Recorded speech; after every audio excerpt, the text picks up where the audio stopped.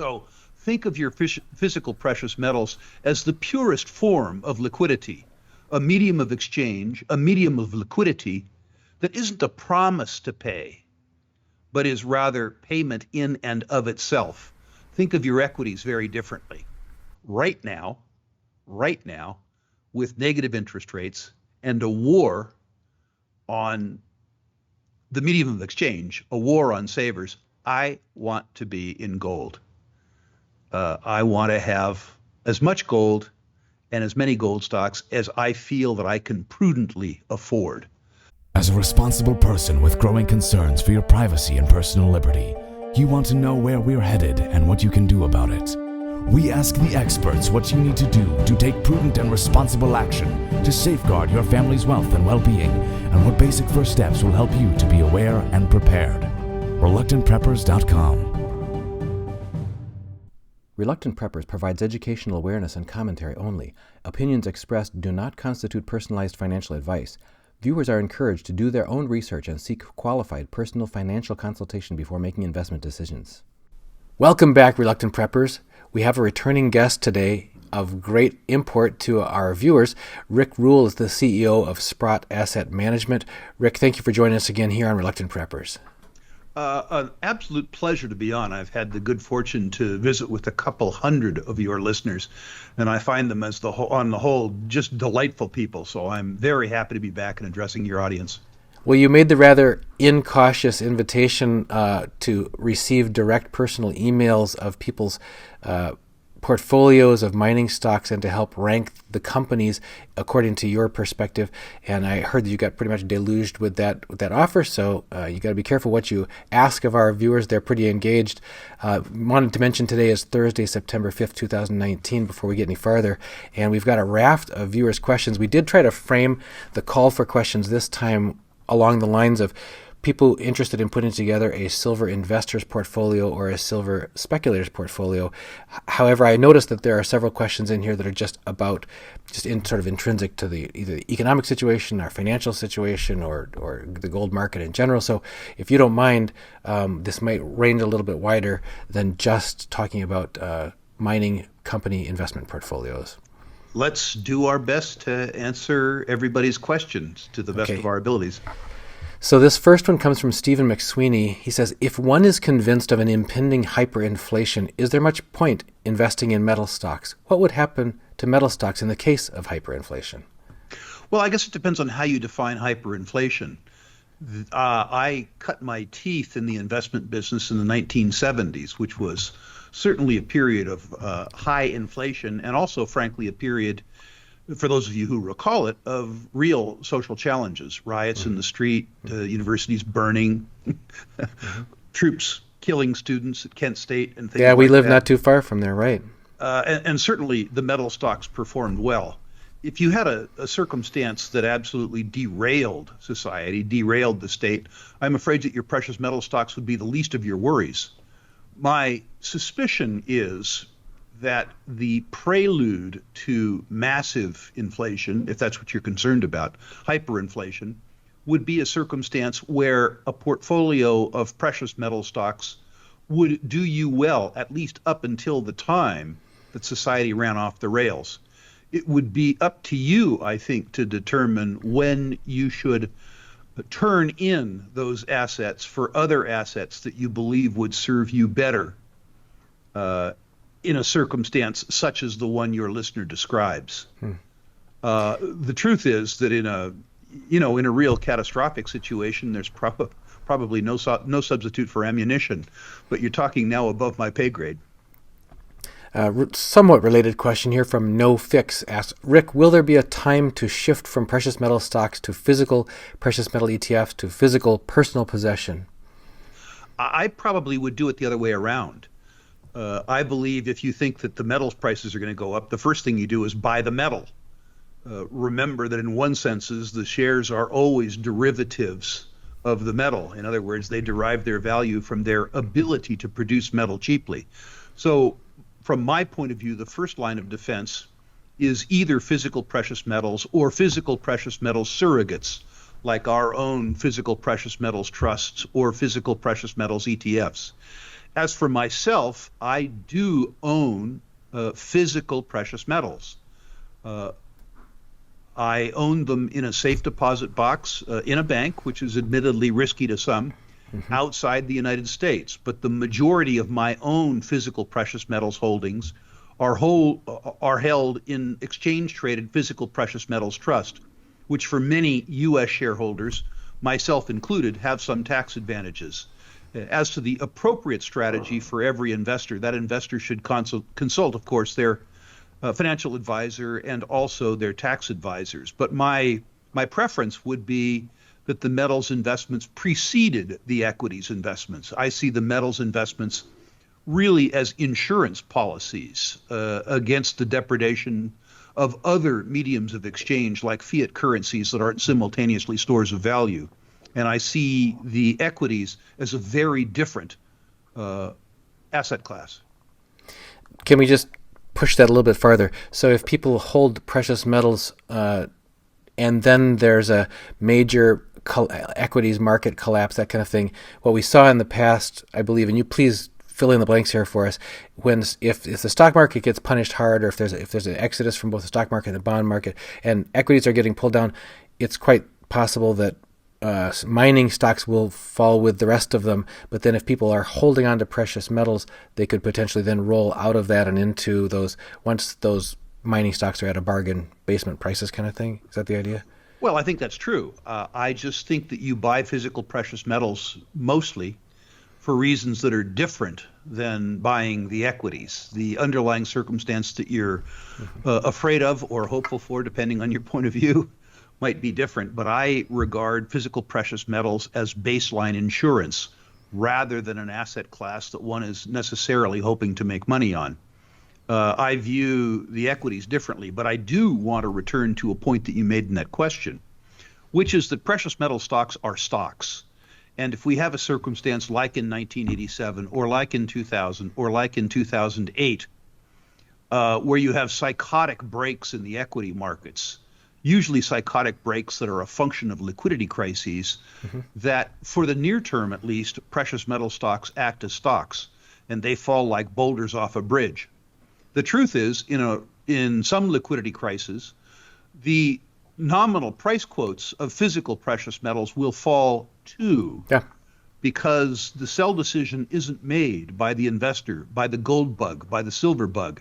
The sell decision is made by the margin clerk, and he or she sells what has a bid in order to save the house's credit. What you also need to know, however, is that historically in circumstances like that, both precious metals and precious metals equities have rebounded rather nicely. So think of your physical precious metals as the purest form of liquidity, a medium of exchange, a medium of liquidity that isn't a promise to pay, but is rather payment in and of itself. Think of your equities very differently. Interesting. This takes us a little bit a ways from that. Masiak T asks, what does Rick think about a streaming company such as Wheaton Precious Metals? Is there more upside or downside versus direct exposure to a miner such as First Majestic? And maybe before we get into the companies in question, could you please clarify to people what's the difference between a streaming company versus a miner? Absolutely. Streaming companies are companies that own an economic interest in production which is operated by other companies. As an example, Wheaton Precious, the company that was named, has the right to buy the silver produced by many mining companies worldwide at a substantial discount to market. They have that right because they paid for it up front. In one circumstance, at least, they paid $1 billion for the right to secure the right to buy substantial amounts of silver production at a discount to silver markets. I consider royalty and streaming companies, precious metals, royalty and streaming companies, to be the highest quality gold and silver equities on the planet. The highest quality for 4 reasons that I think are important.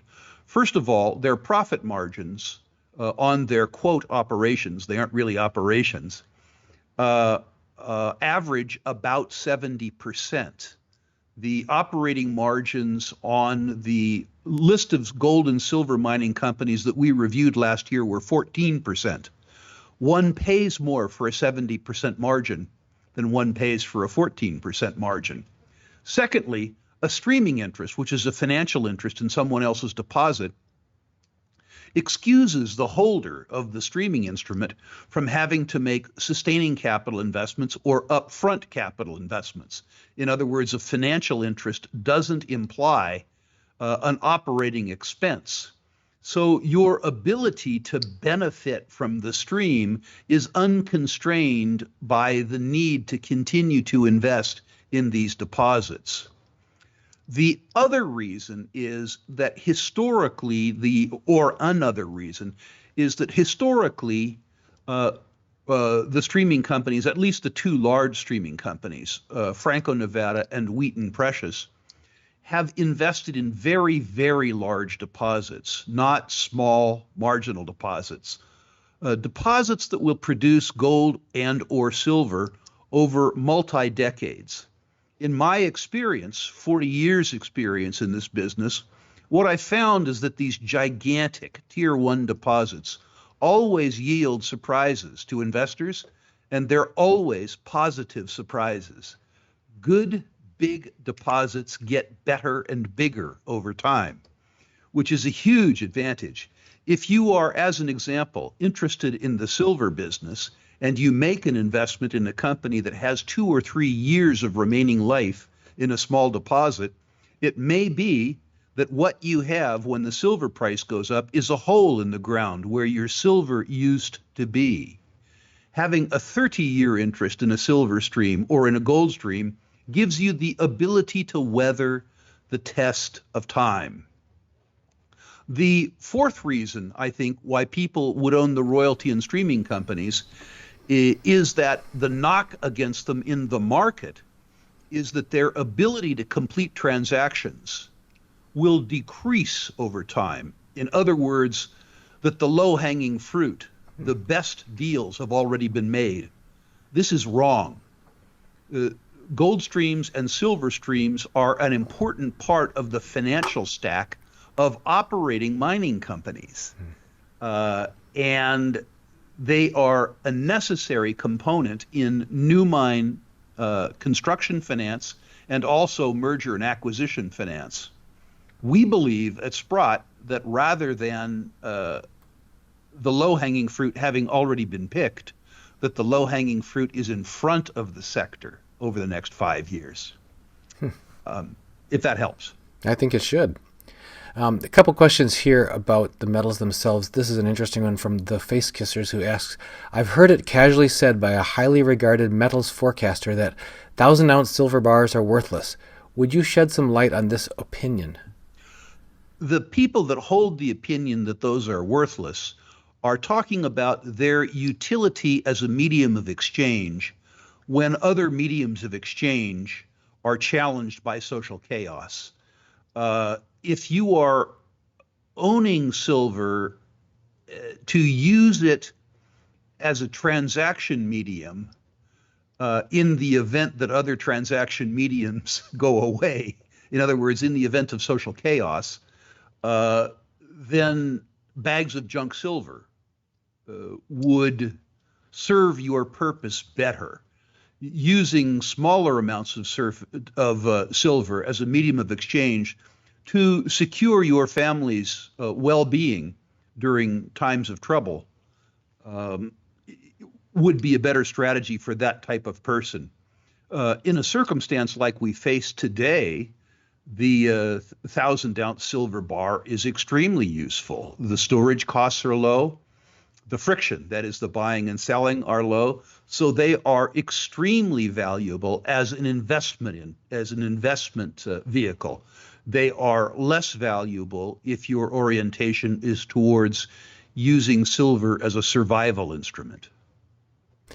Interesting. We've got several questions here all about negative interest rates or low interest rates. Let me see if I can summarize them. We'll just try a couple of them. Jacques Bourne says, Rick, do you agree that having negative interest rates precludes the possibility of any future economic growth? Not precludes, and it depends on how far in the future you want to look at.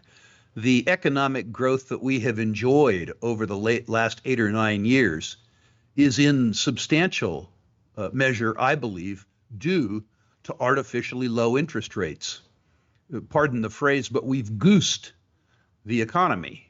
We have provided excess and frankly false liquidity. Now, what you do when you forward shift economic activity based on liquidity is that you steal that economic activity from future periods.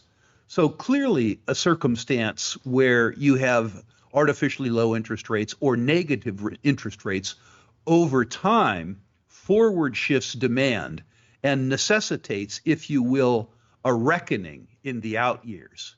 But in the near term, this excessive liquidity probably stimulates the economy.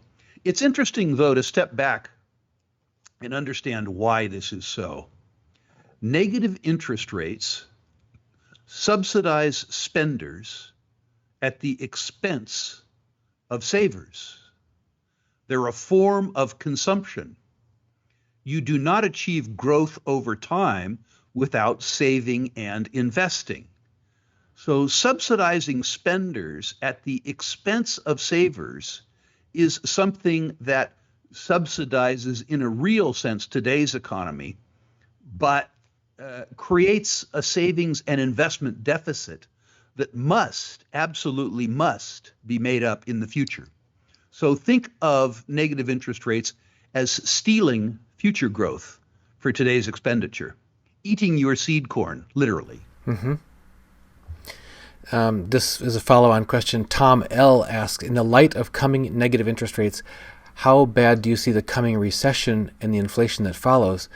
Is it going to be similar to the 1960s and 70s stagflation? And what are the implications on the silver price during a longer than expected recession? I get this question a lot, and I'm actually going to have to beg off for two reasons. I'm not an economist, and I'm also not a social psychologist. I don't own a television. As you can see, I can't actually dress myself very well. So in terms of my ability to understand the impact of a narrative or even a circumstance on popular psychology, I'm the wrong one to ask. What I can say is that I'm concerned enough about a society that has been fed on a diet that it's good to steal from savers on behalf of spenders. I'm concerned about the reaction of the spenders when their access to artificial liquidity is cut off. There is, I believe there has been for a substantial period of time, a belief on the part of, in fact, most people in the world that they are entitled to be subsidized by other people. And to the extent that the other people become unwilling or unable to subsidize the spenders, Doug Casey said it famously, it would be fascinating to watch from somewhere far away on a broad screen TV. Better to look at than to experience. And I'm very concerned about that. But I don't have the ability to sort of quantify what might happen in those circumstances. Could we zoom in on just the one part of the question about what can be expected, the implications on the silver price during a longer than expected recession? Because some people have talked to us about silver being somewhat different from gold in that it's also an industrial commodity in addition to being a monetary metal that gold is. So in a recession or in an extended recession, what do you expect to happen to silver? I love that question. I expect silver to do well in a recession, surprisingly well in a recession. And that's because although silver is a commodity, and this is a nuanced answer, but you'll have to bear with me. Although silver is a commodity, the cost of the silver in relation to the finished cost of the goods that are produced with silver is so low that silver demonstrates substantial utility. As an example, a solar panel. As I understand it, the cost of the silver in a solar panel constitutes about 3% of the selling price of the solar panel. Items that have that extraordinary utility generally do better in a recession than items like natural gas or oil or coal or wheat, where the commodity price is an important component in the finished price of the good. It's important to know that a small amount of silver generates really spectacular utility in the products that are produced out of silver and then sold into the market. The second part of the question involves the policy response to a recession. If the policy response to a recession is yet again more easy money, a further debasement of an already debased currency, then mediums of exchange that can't be quantitatively eased, in other words, mediums of exchange that are similarly stores of value, if past, and by past I mean 1,000 years of history, are prologue, then the number on the silver price really becomes anybody's guess. My own personal belief, and I'm not an economist and I'm not a forecaster, my own personal belief is that in the current bull market for precious metals, which I see ourselves in, I believe that silver will take out its old nominal highs, the $50 number. But the fact that I say so is probably not really relevant. I'm just trying to answer a question in the best way that I can without placing any particular stock on my answer. As long as we've got you in the part where you're saying you're not an economist and you're not a forecaster, let's get you to be not a financial advisor and answer this next question. H. Springer asks, Rick, given these low interest rates, what do you think of the idea of taking out a major bank loan to purchase physical gold and silver now? I think that depends on your ability to service the loan, and it depends on your relationship with the financial institution. I believe that investors who can service a loan, I believe that money's free today.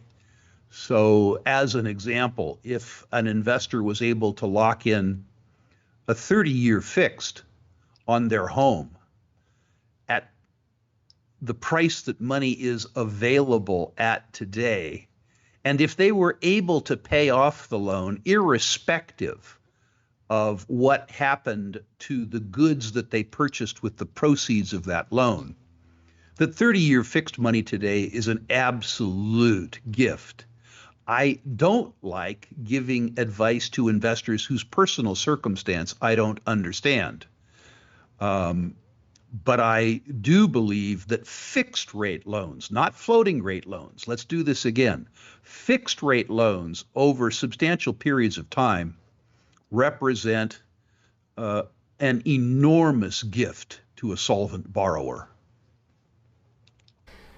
Here's another one who's a sort of self-admitted beginner in the mining equities area. It says, this is from Gary E. Worrell. I'm already a physical metal stacker and coin collector, but I'm unnerved when looking at the mining sector. If I wish to do some supplementary investment in gold or silver mining stocks, how and where can I do some reasonable research to determine the best opportunity for my limited funds? I would suggest that this person begin by researching online the royalty and streaming companies, which will allow that investor to participate in market beta. In other words, they will allow that investor to participate in the upside that I personally see coming across the spectrum of precious metals producing companies, but will expose them to that market move with the least risk of any asset class, of any company class in the specter. It's important to note that where we are today in the context of 40 years of history of precious metals mining stocks is very close to a bottom in a cyclical sense. It's important, too, to note that the last 7 or 8 recovery cycles in precious metals have generated market median returns, that is, index returns across many companies that have varied between 150% and 1,000%. So one needn't take inordinate risk in assembling a precious metals portfolio to enjoy outsized gains. It's important that people realize that they don't have to buy the penny dreadfuls to participate in the upside that I personally see coming in precious metal stocks. So I would suggest that this self-honest and self-described newcomer to precious metals mining investors at the beginning of the exercise confine himself or herself to researching the royalty and streaming space, and then, after they've established positions in those stocks, begin to look for the biggest and best competitors in the business, ones with large free cash flows and prudent balance sheets at current prices. In other words, the upside in the best of the best is so good that you don't need to speculate to get outsized gains in this market. I'm not saying speculate. Don't speculate, pardon me. I'm saying invest before you speculate. We have one from Independent Thinker who asks, if one owns via brokerage, no certificate in hand, mining stocks, and those mines are nationalized, what happens to one's investment? Does it just go poof? Does the country's government pay one fair value or even a pittance for the sale of one's stocks? In my 66 years on Earth, I have never seen a government pay fair value for anything, ever. One should expect from one's own government and other government confiscation or outright theft over time. Certainly, my experience in various emerging markets jurisdictions, and by the way, here in the People's Republic of California, where confiscation takes place via legislation or taxation, that political risk is ever present in all of your investments, including mining. Specifically, I think addressing independent thinkers' unspoken fear, were the government of Mexico or the government of Peru to decide to confiscate a silver mine from a silver miner, the first line of defense would be international arbitration. And in international arbitration, one could expect a recovery, but certainly not a fair recovery. I'll leave it there. What I think is difficult for most speculators to understand is that while we fear political risk in cultures that we don't understand as well, there's lots of political risk in the United States and Canada. The political risk in places like Eritrea and Russia is appropriately priced, but the political risk we face here at home is inappropriately priced. The truth is that money that's stolen from you in English by white people, according to the rule of law by the legislature, is just as gone as money that's stolen from you by more traditional sources in frontier and emerging markets. Sue Gibson asks, I'm in Australia and I want to invest in gold and silver mines. Do you think I should look at mines here or overseas? With regards to gold mines, Australia is a wonderful jurisdiction. The falling Australian dollar, the relatively good regulatory environment, the superb human infrastructure in Australia, financial infrastructure, technical infrastructure, political infrastructure, makes Australia one of the best, if not the best, jurisdictions in the world for gold mining. With regards to silver, there is only one silver name in Australia. So to the extent that your listener wants to invest in silver equities, he or she is going to have to look outside of Australia for the simple reason that with one exception, there are none. I wish that there were more silver deposits and more Australian companies that were able to produce silver in Australia, because as a regulatory jurisdiction and as a reservoir of human capital surrounding mining, Australia is unequaled in the world. The Face Kissers asks also, acquiring hard metals is straightforward. You pay your money and take your chances, but what strategies can you share for selling out of hard metals at various junctures of the upcoming global financial and economic and societal disaster that we are trying to second guess and protect ourselves from? That's an unanswerable question.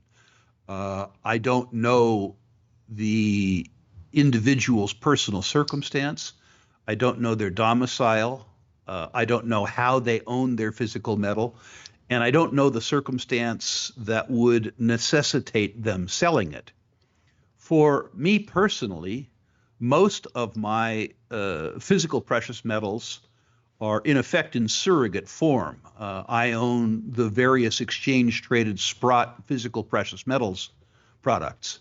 I can, because of the size of my investments, tender my shares personally and receive physical precious metals in today's circumstance and sell them in any way I wish, or I can avail myself to the fact that these things are extraordinarily liquid and sell them on the New York Stock Exchange with the click of a mouse. I also own physical precious metals domiciled in Canada, and right now I can take them out of the safe deposit box. I can walk them one floor down in the bank and sell them physically to that bank's physical precious metals desk. But I can't speak to the individual who is asking the question's personal circumstance because I know nothing about the nature of their ownership or their domicile. All right. You mentioned the Mexican government, and a few moments ago, Yusuf Yacht asks a couple of negative questions about Mexico. One, is there a credible threat that silver mines in the country could be nationalized? And two, is there any truth to the stories that cartels have robbed silver producers and that those producers have kept this secret? The current president of Mexico makes no bones about his hostility to the financial establishment in Mexico and the oligarch families in Mexico who control the Mexican silver industry. I do not expect outright nationalization, but I do expect him to operate in ways that won't encourage future investment, at least during his reign in power in the Mexican silver industry. That being said, the geological endowment of Mexico is so extraordinary, and the human endowment, that is the ability of Mexican miners to mine silver efficiently and Mexican geologists to find silver, and the extraordinary talent among Mexican engineers to operate silver mines is such that I continue to invest in the Mexican silver industry simply because as a silver speculator, I have no alternative. With regards to the second part of the question, the narcotraficantes have been, or criminal elements in Mexico, have been increasingly problematic in the mining business, both from the view of kidnapping for ransom, foreign employees of mining companies, extorting protection for the safety of domestic workers in the mining business in Mexico, getting control of labor unions and extorting money from miners for labor peace, and also, as your questioner suggests, from physical armed robbery, stealing physical precious metals, both in transport from miners to refiners and also literally from mine facilities. it is a problem. They have not, as of yet, stolen from the mining industry to any degree that's similar to the theft that takes place through the legislature in Mexico, the theft through taxation, which is the biggest threat to the industry. But certainly the psychological impact of the narcotraficantes on the mining industry is high. You've answered parts of this next one, but we'll hit it one more time. Tim Jones asks, how will mining stocks perform in a market crash, and is it worth being invested in the markets prior to the crash, or should one wait until after the market crash before investing in mining stocks? Precious metal stocks are stocks. And in my experience, when there is an equity market collapse, the precious metal stocks decline with every other kind of stock.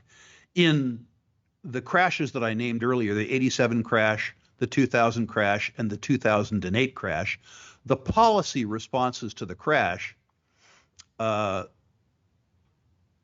motivated many people to return to precious metal stocks far faster than they returned to other segments in the equities markets. As to timing, one doesn't know when or if there is going to be a major market equity collapse.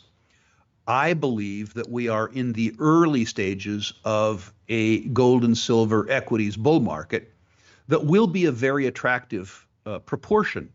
Whether or not that recovery will be punctuated or interrupted by a market crash is a question that's bigger than I'm prepared to answer. So from my own point of view, I am both active in markets now and also holding a fairly large cash reserve.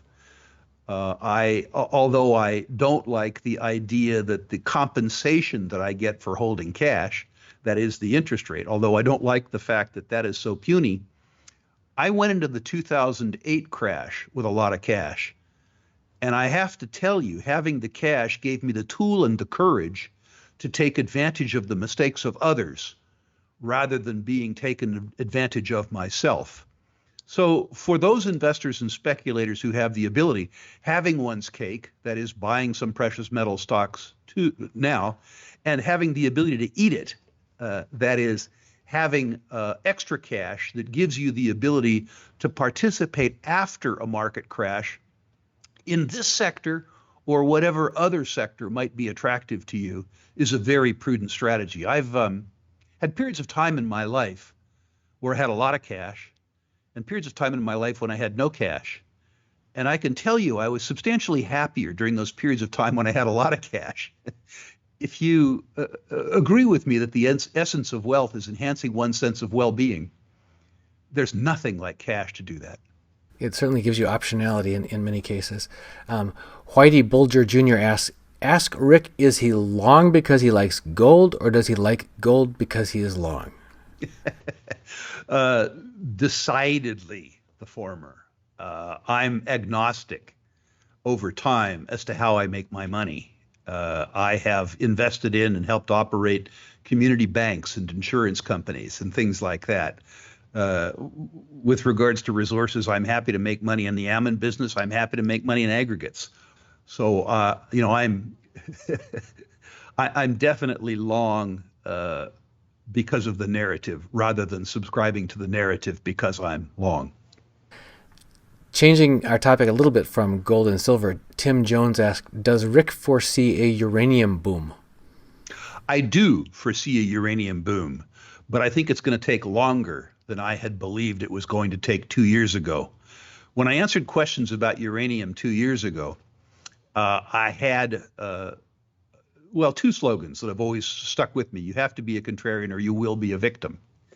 But the other thing I said was that there was a difference between inevitable, which a uranium boom is all about, and imminent, which it is not necessarily about. The near-term price of uranium will be determined by the pace of Japanese reactor restarts.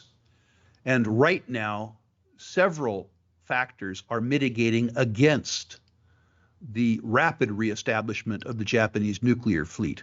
One is the political opposition of the Japanese people, who believe that they have been lied to by the nuclear establishment and by their own government. There's widespread political opposition in Japan to restarting the nuclear fleet. The second is that major Japanese manufacturers appear to be fearing a global economic slowdown. They are constraining capital investments of all kinds, which is constraining the need for additional electrical generating capacity. Japan needs less electricity than many of us thought that they would need 5 years ago. The third constraining factor is the fairly low price of liquefied natural gas worldwide, which is what the Japanese are using in lieu of the reactor capacity that they shut in. So if you give me a 5-year horizon with the pace of new plant construction in places like the United Arab Emirates and particularly China, I feel extremely attracted to the uranium price. If you give me an 18-month to 2-year horizon, I'm substantially more nervous about price uptick, about a price uptick. This may be related insight you're going to give us from a timing standpoint, but the same questioner, Whitey Bulger Jr., asks, I've heard Rick say he's bullish in water. What types of avenues are there to invest in water? A horrible pun. Water is illiquid. It's very difficult to invest in water supply. I have been personally investing for 35 years in water rights, and those investments have treated me pretty well, but I'm not alone in that. And while it's very easy to sell water rights, it's extremely difficult to buy. For investors who live in the United States, and particularly the West and the Southwest, those investors might, in conjunction with their financial advisors or other advisors, investigate the large agricultural companies who have title to large amounts of water. I'm thinking about names like Boswell. This is not a recommendation. This is just a suggestion to research. Or Limonera, companies who control large amounts of water that is currently used for agricultural purposes, but might, in a drought, be retitled politically for general use. That is the way that many investors now are seeking to participate in the American water industry. The opportunity for Australians might be, I'm not recommending this, might be to participate in the open market on Darling Basin water. The Australians have a wonderful sense that water should flow uphill to utility, that is to the highest and best use, rather than downhill to votes. And the consequence of that is that the most liquid water markets in the world are in Australia. Brian Jenkins, returning our discussion for the moment to mining stock evaluation and research, I would like to know the sources of data of what to look for. I would think that forward contracts, cash flow, debt and rates, assays and what they mean are all important. So what did you look for, Rick, when you rank? You said you were dashing off rankings on our people's portfolios they sent you. What do you look for that gives you the criteria? That's a very long discussion and something that would probably take an hour to begin to explore in this discussion. I look at reserves and resources. That is the amount of physical material that a company can produce over time. I look at their historic cost of production and try and use their historic costs to understand approximately the margin that they might enjoy in the future, given a variety of precious metals prices. I like to stress companies to the downside. In other words, although I expect precious metals prices to go higher, I want to make sure that if I'm wrong, I lose some rather than all of my money. So I stress these projected cash flows to the downside. I like management teams that are owners, not managers. So I look for companies where the people who run the company are substantial shareholders. I want the incentive to the management team to be in the company's prosperity rather than in their ability to extract a salary from me. There are really a variety of factors that go into it. If you go to the Sprott Global website and look through our archives, you will find a video piece I did about 10 years ago. I think it's titled "The 9 Nosy Questions to Ask Mining Company Managements." And it's a good place to begin your education on how to do your own due diligence on mining equities. But I want to tell you, it's just the beginning of what you need to do to understand the game. You need to ask a lot more than 9 nosy questions. Okay. John Adams asks, I want to know which junior miners are the best in investing in mainly on the silver side, and which acquisitions does he think would be a good target in an uptrend market? Because I don't know anything about his circumstance, I'm precluded both by law and by common sense from responding to that. We or other financial advisors would be happy to help the gentleman build a portfolio, but the truth is that every portfolio begins with every individual investor's circumstance, means, needs, and prejudices. So I'll beg off. The second part of that's a little bit general in principle is what types of acquisition, what types of characteristics of a company that could become an acquisition target would be something that you would see in advance in an uptrend market and think, that one could become an acquisition target. A prudent speculator in the silver space would look early in the mergers and acquisition cycle, which is what I think we're in, for the highest quality silver deposits.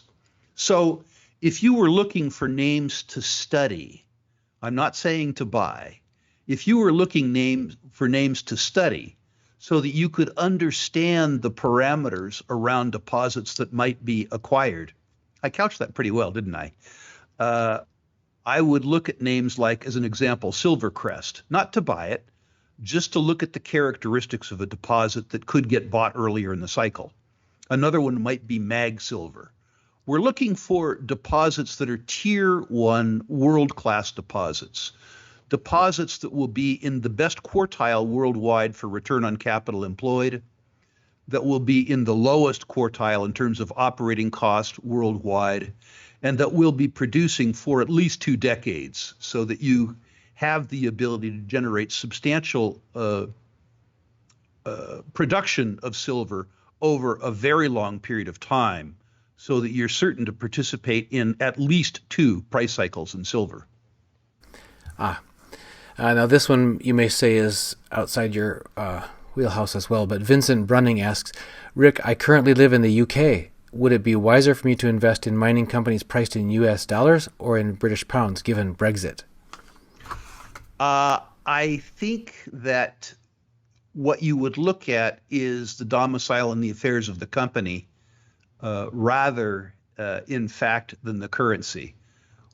Most of the silver stocks that you could buy would actually be priced in US dollars. There are a couple of silver companies that are denominated in pounds because they trade on London rather than in the United States. But I would urge that speculator to pay less attention to the currency that he buys and sells the company in, and more attention to the company itself. British-based investors are fortunate in that the listing requirements of the London Exchange are attractive to companies that are domiciled in both Peru and Mexico relative to U.S. exchanges.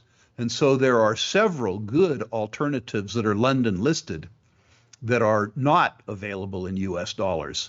So I would suggest that he or she look at those stocks first, not because they're denominated in British pounds, but rather because he or she has a competitive advantage in Great Britain with British securities laws relative to those high quality listings.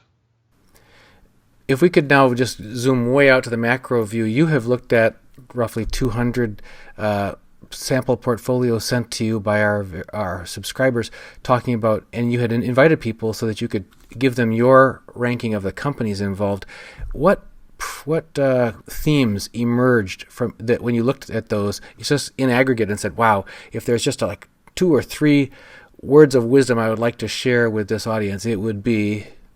What I was delighted to see were really, really, really well distributed, high quality names. I was frankly relieved. I have received inbound inquiries from other web hosted portals where the portfolios were littered with the lame, the halt, and the blind. I mean, truly despicable little companies. One of the things that I enjoyed looking at, and I was relieved, frankly, looking at the portfolios that were sent to me by your listeners, was the generally high market share exhibited by real silver mining companies rather than by pretenders. Similarly, many of your listeners chose their optionality stocks fairly well.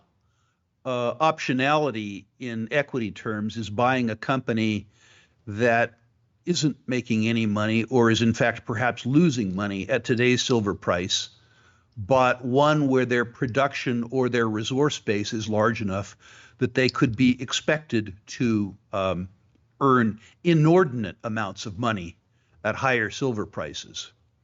I was distressed, as I always am, to see, however, in a large number of portfolios, a large number of companies that under almost any circumstance don't have a chance. There are attractive stories available to people who subscribe to the silver narrative, stories that have very little chance of ever coming true. There are unfortunately a number of companies that are public whose main sort of connection to silver is the name on a share certificate. In those circumstances, when people say, what would happen to Amalgamated Moose Pasture Silver if the silver price went up, I have to say, unfortunately, if the price of something that you don't have any of goes up, it doesn't have a direct impact on your fortune, except perhaps other people's opinion of your fortune. And so the one thing that I would say as a criticism of the portfolios that I saw from your subscribers is I would say probably on aggregate, 40% of those portfolios were involved in narrative speculation as opposed to prudent speculation. The last thing I would say by way of criticism is that almost every portfolio had too many names in it. We ask investors at Sprott to consider limiting the number of speculative names in a portfolio to the number of hours per month one is prepared to spend monitoring the portfolio. If you're willing to spend 10 hours per month reading annual reports, proxies, harassing Sprott, reading press releases, then you should own 10 stocks. If you're willing to spend 40 hours per month, then you can own 40 stocks. Most people's investment response, not most people's, but many people's investment response is they hear a story, they got a hunch, they bet a bunch. That does not have a happy ending. So it's important that you, I think, limit the number of companies in your portfolio to companies that you understand well enough that you know why you bought it, you have an expected outcome, and you know what will cause you to sell it. You need to be able to answer those three questions, and you need to be able to answer those three questions on a current basis, which requires effort on your part to stay informed. And one of the things that you posed at the very beginning when we were scheduling this interview was trying to clarify the difference between a silver investor's portfolio versus a silver and speculator's portfolio. What are the key elements there before we wrap? I define investment as an allocation of capital in expectation of a satisfactory return on capital employed. I regard speculation as risking capital against the possibility of an extraordinary return. I suggest that most people invest before they speculate. If the price of silver is going to go up, as an example, and you're attracted to that narrative, I would suspect that unless you're extremely wealthy and extremely hardworking, that 75% of your silver portfolio be in silver investments, companies that are profitable at today's silver price, companies that can withstand a shock to the silver price, and companies whose reserve and resource base will cause them to be producing silver at a profit for an extended period of time, in case the liftoff that we see in the bull market doesn't come in a time frame that is convenient to us. Am I saying not to speculate? Absolutely not. All of the money that I invest today, I made by speculating. But it's important that you limit your speculation to the amount of your portfolio that you can afford to lose, say, half of, both financially and psychologically. I've had very, very, very wealthy clients, extraordinarily wealthy clients, who I have asked to stop speculating because the psychological toll that gets taken on them by volatility and by risk simply isn't worth the money that they can make speculating. I've had people that had, $100 million fortunes where I just said, there's no amount of money that I can make you that will overcome the angst that you're putting yourself through speculating. And I think it's important that your listeners weigh both the financial risks that they will encounter and the psychological risks that they will encounter as a consequence both of the risk in speculation and the volatility in speculation. It's important to know that the bull market that I see in front of us for precious metals will be punctuated by steep and vicious declines. I don't say might. It will be punctuated. It wouldn't surprise me at all to see a precious metals equity index fall by 30 or 35%. If this is going to cause you undue trauma, you need to limit your exposure to the best. Now, 10% declines won't occur. They'll be numerous. And if you are going to participate in the sector, you need to be psychologically prepared to endure several 10 or 15% declines on the way higher. Well, Rick, any question you were thinking I was going to ask you or wish I had that I haven't before we wrap? No, I don't think so. I really enjoyed this process. It was really reviewing the portfolios that I reviewed that sort of gave me the ammunition and, frankly, the desire to have this discussion. I wanted to be able to visit in an iterative fashion with your listeners to give them my impressions of what they had accomplished for themselves sort of individually. So I thank you for that opportunity. I'd also like to extend the offer again to your listeners. I apologize for those that I was late getting back to. There were lots because I was inundated with responses, which was delightful. Anybody who wants me to rank their portfolios, the instructions have changed. Send me the name and symbol of the company in the text of an email and send the email to rankings, rankings, at sprottglobal.com. I don't want them coming to me personally because they were coming in amazing quantity. But anybody who sends me their natural resource portfolios, don't send me Walmart, Sears, stuff like that. Their natural resource portfolios to rankings at sprottglobal.com. I will, at my earliest possible convenience, rank those stocks, comment on those where I have comments that I think they're appropriate, and email them back. I look forward to doing it. It's been a real educational experience for me. Well, it's been quite a gift, frankly, to us and to our viewers to have someone with your level of experience and insight and exposure to the industry to be able to offer that kind of open, basically open coaching and feedback for people so that they can take some pointers and sharpen the way that which they look at their portfolio, the way that they look at the industry, and so on. It's a great gift to us, Rick, and we just thank you for joining us here again on Reluctant Preppers. I look forward to an ongoing dialogue. It's been a pure pleasure for me. And for us. Thank you.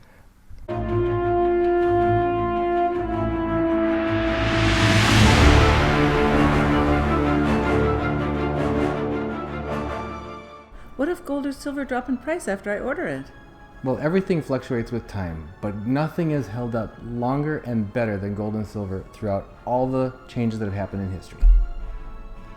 Your first ounce of silver is at spot price, and you get free shipping on any order over $99 at sdbullion.com/RP. Hey, Reluctant Preppers. If you haven't heard, we've already started our monthly 1-ounce U.S. Silver Eagle thank you gift to one active Patreon subscriber each month, signed by your host, Dunnigan Kaiser. And you don't want to miss out on that.